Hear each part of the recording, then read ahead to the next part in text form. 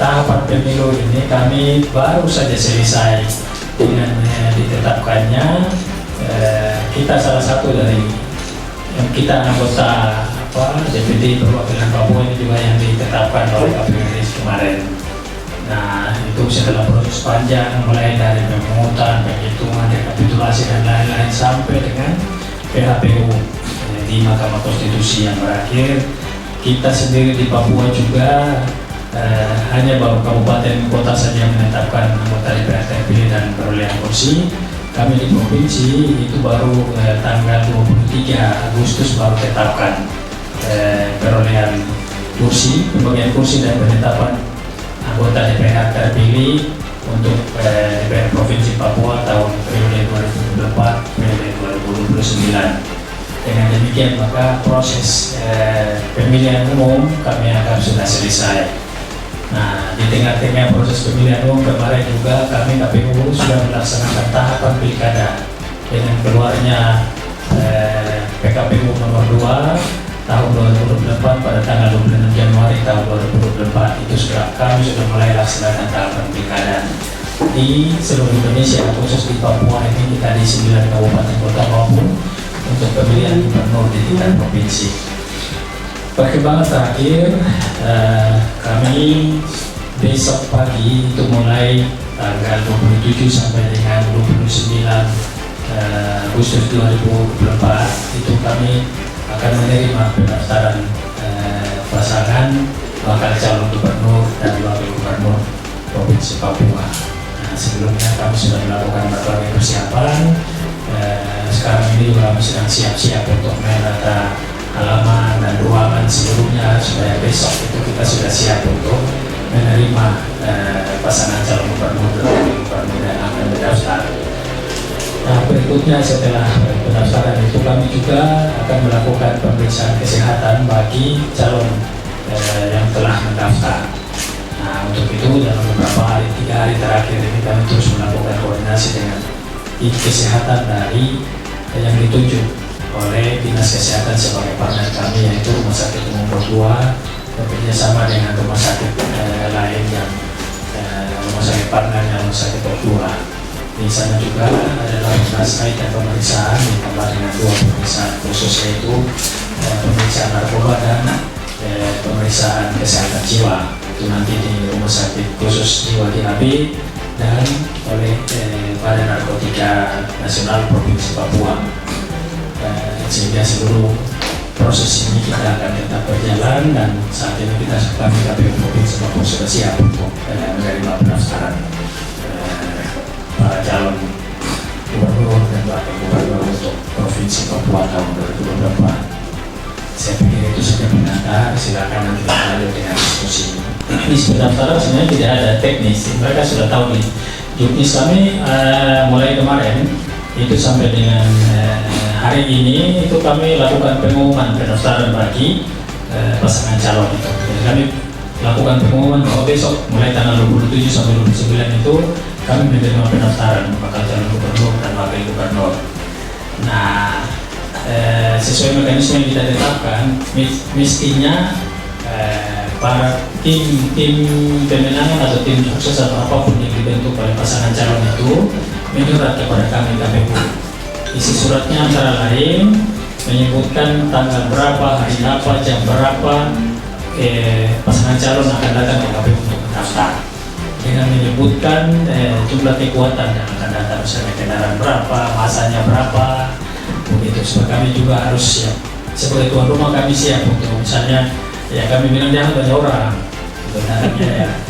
Nah, di sini kami tetapkan untuk mekanismenya itu rombongan tim pasangan calon itu datang, masa pengirim itu kami akan tempatkan di halaman depan yang tadi teman-teman lihat ada tenda itu.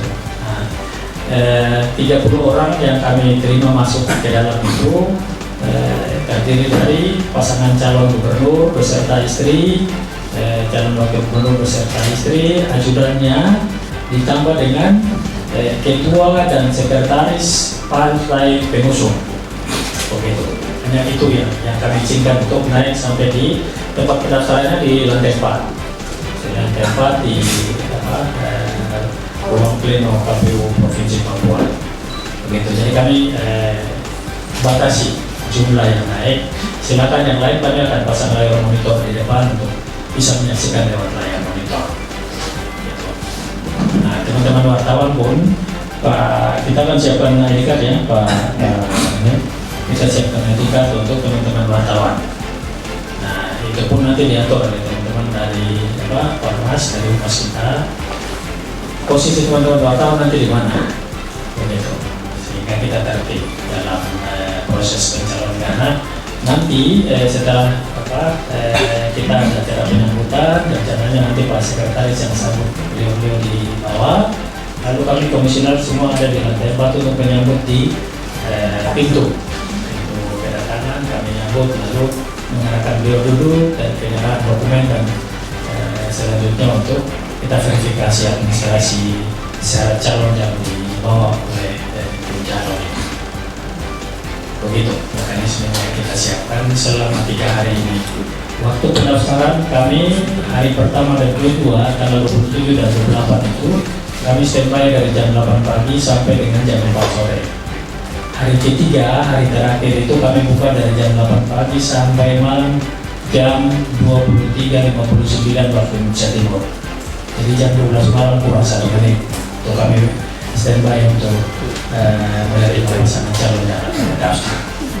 Iya, PKPU, putusan MK 60 dan 70 itu sudah ditindaklanjuti KPU dengan mengeluarkan PKPU 10 tahun 2024. Yang intinya ya mengikuti putusan Mahkamah Konstitusi. Begitu, tidak lari dari situ. Jadi dasar kami adalah PKPU 10 menggantikan PKPU 8 sebelumnya yang kita gunakan. Tetapi dengan adanya putusan MK 60 dan 70 itu, sehingga KPU mengeluarkan PKPU 10 yang merubah PKPU 8, tapi merubah pasal-pasal yang intinya sesuai perintah Mahkamah Konstitusi saja. Itu, jadi kami sudah PKPU-nya baru kemarin keluar dan kami sudah siap laksanakan. Tinggal juknisnya mungkin beberapa jam lagi akan segera keluar. Juknis juga tidak akan lari jauh-jauh dari PKPU yang ada. Di daerah-daerah yang DPT-nya itu sampai dengan 2 juta, artinya mulai 0 sampai DPT-nya 2 juta itu menggunakan yang 10%. Begitu. Nah, nanti yang 2 juta sampai berapa itu dari 8,5% gitu. Jadi semakin banyak DPT-nya semakin kurang persentase itunya. Iya.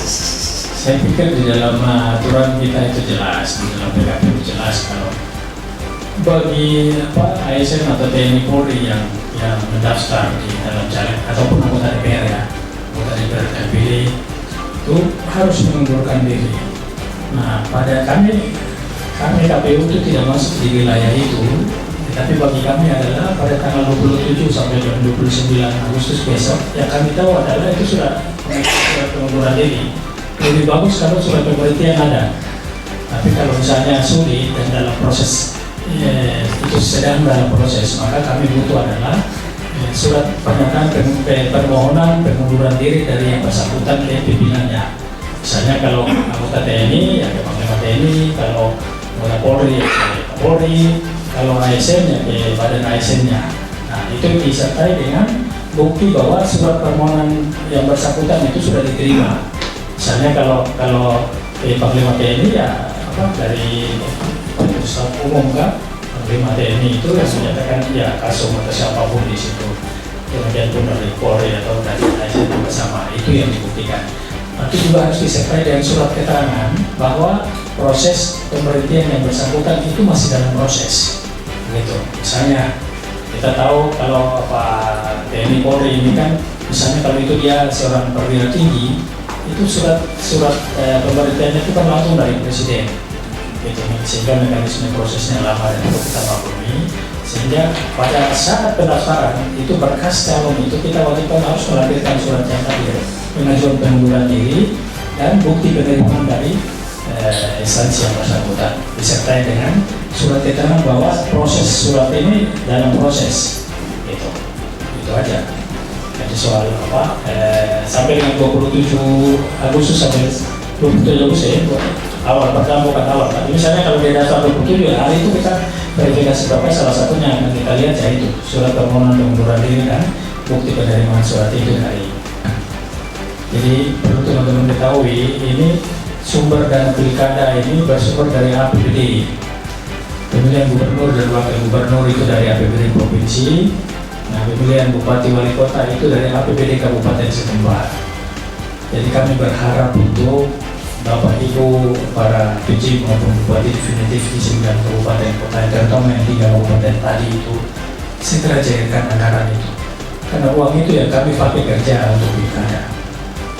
Saya bilang bagaimana Pak pemerintah daerah tidak dukung. Saya malah agak ekstrim. Saya bilang sama teman-teman para KPU kabupaten kota, gunakan uang yang ada. Kalau mereka tidak tambah, pemerintah daerah tidak tambah, sampai di mana batas uang habis stop di situ. Gitu. Kita tidak seperti pemilu itu APBN, jadi tidak ada masalah. Uang kurang kita minta tambah. Tapi memang APBD dibiayai oleh APBD dan itu instruksi Menteri Dalam Negeri jelas. Di dalam undang-undang juga jelas.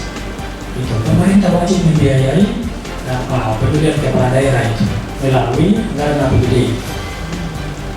Surat edaran Menteri Dalam Negeri 900 yang bulan Januari 2024 itu sudah jelas. Minta untuk para gubernur, bupati, wali kota untuk memprioritaskan APBD tahun ini untuk pembiayaan pemilihan umum dan pemilihan kepala daerah itu. Cuma kami KPU juga tidak mengerti. Sudah ada instruksi bertubi-tubi, bahkan sampai bupatinya dipanggil pun masih tetap ngeyel gitu.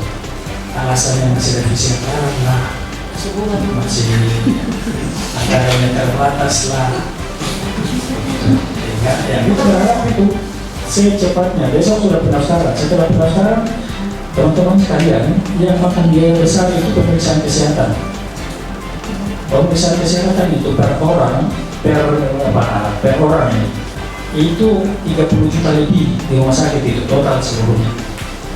Bayangkan kalau misalnya di satu kabupaten itu 3 pasang artinya 6 orang. 6 kali 30 180 juta. 33 juta per orang. Nah, itu uang dari yang dana hibah itu yang kita pakai untuk bayar pemeriksaan kesehatan itu. Kalau uangnya kurang atau tidak ada, bagaimana kita mau bayar biaya kesehatan, biaya rumah sakit? Ini salah satu contoh saja. Belum yang lain-lain. Ini kita sudah mulai bahas soal logistik. Hari ini saya punya staf bagian umum dan logistik itu sudah berangkat ke Jakarta untuk mulai proses tender. Kita mulai bahas hitung-hitung biaya logistik. Nah, besok kamu sudah tender. Uang sudah mulai percetakan dan lain-lain. Ini uangnya yang kita pakai untuk cetak surat suara, bilik suara, distribusi logistiknya itu uang dari situ.